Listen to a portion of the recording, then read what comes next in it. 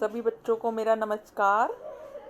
प्यारे बच्चों, आज हम तीसरी कक्षा में जो आपकी परिवेश अध्ययन की बुक है उसमें हम पाठ नंबर 7 पार्क में पिकनिक को अच्छी तरह से समझेंगे। इससे पहले वाली वीडियो में मैंने आपको यहाँ तक समझा दिया था। अब हम यहाँ से शुरू करते हैं। देखिए, मैंने आपको बताया कि जो मोटे तने वाले पीपल हैं उसके पीछे शाम छिपा हुआ था, और जो मोटा तना था उसके पीछे जब वो छिप गया तो वो दिखाई भी नहीं दे रहा था। तो हमने एक बात देखनी है कि जिन पौधों का तना मजबूत होता है, बड़ा होता है और सख्त होता है, उसे हम वृक्ष या पेड़ कहते हैं। आपसे पूछा जाए वृक्ष किसे कहते हैं, तो आप क्या बताएंगे कि जिन पौधों का तना मजबूत, बड़ा व सख्त होता है उन्हें हम वृक्ष कहते हैं। वो कौन कौन से हैं? आम, पीपल, कीकर। तो और भी पेड़ हो सकते हैं जो आपके आसपास हैं, जिनका तना मजबूत, बड़ा वो सख्त हो, उनके नाम भी आप बता सकते हैं। और जो पौधे आकार में छोटे होते हैं, जिनका तना हरा व कोमल होता है, उन्हें हम शाक कहते हैं। क्या कहते हैं? शाक कहते हैं। और वो कौन कौन से पौधे हैं? टमाटर, बैंगन, मिर्च, गेंदा आदि के पौधे। तो दो तरह के पौधे आपको पता लग गए। अब तीसरा कौन सा है? जिन पौधों का तना पतला व मजबूत होता है और जड़ के समीप शाखाएं निकलती हैं, उन्हें हम कहते हैं झाड़ी। क्या कहते हैं? झाड़ी कहते हैं। और झाड़ी वाले जो पौधे होते हैं वो होते हैं, मतलब जिसमें कांटे होते हैं, वो है गुलाब और कनेर। आपने गुलाब का पौधा देखा हुआ है? झाड़ी सी बनी हुई होती है, झाड़ियाँ सी होती हैं और कांटेदार होता है। और वो क्या नाम है उनके? गुलाब और कनेर। तो यहाँ तक ये आपने पढ़ा, ये आपको अच्छी तरह से समझ में आ गया होगा। अब आप आगे देखिए, आपको 3 तरह के पेड़, शाक और झाड़ियाँ दिखाई दे रही हैं। ये आपने देख लिया, बरगद का वृक्ष है, दिख रहा है ना? और इसका क्या है? ये जो इसका तना है वो कैसा है? मजबूत, बड़ा और सख्त। देखिए ये कितना मोटा है, मजबूत है ना? और ये कौन सा पेड़ है? बरगद का पेड़ है। उसके बाद आपको क्या दिखाई दे रहा है? शाक दिखाई दे रही है। और शाक में हमें कौन सा पौधा दिखाई दे रहा है? टमाटर का दिखाई दे रहा है। ये टमाटर का पौधा है, आपने देखा हुआ होगा अपने आसपास। उसके बाद ये हमें क्या दिखाई दे रही है? झाड़ी दिखाई दे रही है। और हमने झाड़ी में कौन सा देखा हुआ है? गुलाब का पौधा हमें दिखाई दे रहा है। तो उसके बाद आगे देखिए,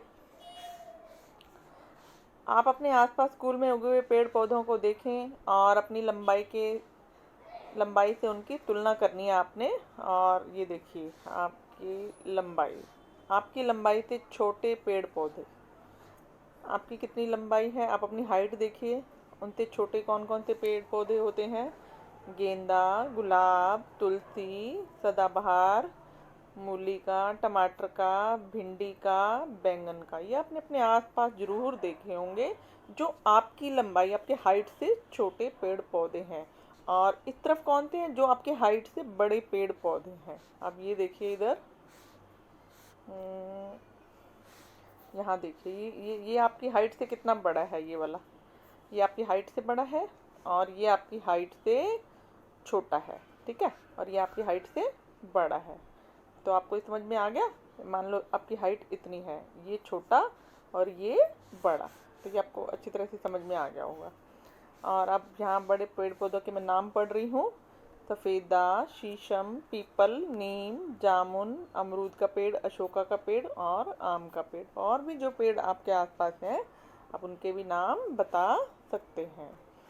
तो आगे देखिए, उसके बाद है अदिति, जो आपकी क्लास में पढ़ती है। उसने पूछा, सर मेरे घर में जिस पौधे पर घिया लगी हुई है, घिया, वह इन तीनों में से कोई भी नहीं है। जो अभी आपने तीनों बताए हैं उसे हम क्या कहते हैं? तो हमने क्या देखा कि जो पौधे धरती पर तय के साथ साथ सहारा लेकर चलते हैं उन्हें हम बेल कहते हैं। बेल या लता कहते हैं। क्या कहते हैं? बेल या लता। क्या बोलते हैं उसको? बेल या लता। ये देखिए, ये बेल है, ये ऐसे ऐसे बेल जा रही है। ये बेल क्या करती है? धीरे धीरे ऊपर बढ़ती हुई जाती है। और उन पर कौन कौन सी चीज़ें उगती हैं? घिए की बेल, तोरई की बेल, तरबूज की बेल और खरबूजे की बेल। ये आपने अपने आसपास ज़रूर देखी होगी। तो यहाँ पर ये बेल घिए की दिखाई दे रही है आपको। देखो ये भी घिया, ये भी, ये आपको दिख रहा है ना यहाँ पर। ये भी आपको समझ में आ गया होगा। उसके बाद पौधों को उनकी किस्म के अनुसार आपने बताना है। तो देखिए ये एक टेबल सी बनी हुई है और आप जो ये आप ऑप्शन में दे रखे हैं, इनको पहले तो आप पढ़ना सीखिए, इन्हें बोल बोल कर पढ़िए। अब मैं पढ़ रही हूँ, आप भी मेरे साथ साथ बोलिए। बथुआ, बरगद, पालक, नीम, कैर, शीशम, शहतूत, सदाबहार, गुलदाउदी, तुलसी, मेथी, सरसों, मेहंदी, घिया, करेला, धनिया, सफ़ेदा, मोगरा। अब आपने जब इसको पढ़ लिया, उसके बाद ये हेडिंग दे रखी है, पेड़, झाड़ी, शाक, बेल। आपने हेडिंग भी पढ़ ली। अब आपने इसमें से छांटना है कि कौन सा पेड़ है और आपने पेड़ में ये लिखने हैं। तो यहाँ पर देखो मैंने पहले ही आपके लिए लिखे हुए हैं कौन कौन से पेड़ हो। अब पहले बथुआ को आपने पढ़ा। अब बताइए बथुआ क्या है? बथुआ जो है शाक है, वो आप यहाँ पर लिखेंगे। फिर बरगद को पढ़ेंगे तो बरगद आपको पता है, बरगद का जो तना होता है वो मोटा होता है, वो पेड़ है, तो पेड़ में लिख देंगे। ऐसे ही पालक, फिर आगे पढ़ते जाएंगे। पालक आपको पता है शाक होती है, तो पालक को यहाँ टेबल में लिखेंगे। फिर नीम आ रहा है, नीम को पेड़ में लिखेंगे। फिर ऐसे ही कैर को, कैर क्या है? कैर एक झाड़ी है, ठीक है। और उसके बाद शीशम, शीशम भी पेड़ का नाम। शहतूत, शहतूत का भी पेड़ होता है, आपने देखा हुआ है। और सदाबहार, सदाबहार क्या होता है? सदाबहार भी एक झाड़ी होती है। इस तरीके आपने ये सारा करना है, ऐसे पढ़ते जाना है और इस टेबल में लिखना है। तो ये आप आसानी से अपने आप कर लेंगे। उसके बाद यहाँ देखिए, चित्र को देखो, पहचानो व वाक्य को पूरा करो। ये चित्र आपको दिखाई दे रहा है, कौन सा चित्र है ये? पेड़ आपको दिखाई दे रहा है पहले तो। और जिस पेड़ का तना मोटा व भूरा, वो पेड़ तो आपको पता ही कहलाता है। कौन सा पेड़ दिखाई दे रहा है? ये आपको क्या दिखाई दे रहे हैं? फल, कौन सा फल दिखाई दे रहा है? ये है आम का फल। तो आप यहाँ पर आम लिख देंगे ऐसे।